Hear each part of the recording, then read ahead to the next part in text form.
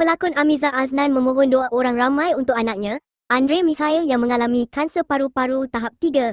Dalam status penuh emosi yang dimuat naik pada tengah malam Ahad, dia merayu apa sahaja ikhtiar demi kesembuhan anak tersayang selain rawatan perubatan yang sedang dijalankan pihak hospital. Menerusi hantaran di Instastory, ibu kepada 3 cahaya mata itu meluahkan rasa cemas apabila doktor memaklumkan keadaan anaknya yang kini dirawat di Hospital Kuala Lumpur perlu pemantauan ahli keluarga.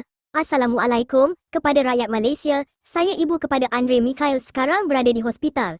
Tolong doakan anak saya. Kepada sesiapa yang pandai tolong ikhtiarkan dengan apa sahaja perubatan. Tolong, sesiapa yang pandai perubatan jarak jauh ke apa, saya perlukan bantuan anda sekarang. Doktor minta keluarga standby.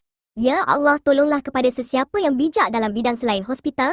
Tolong saya malam ini, rayunya pada jam 11.58 malam.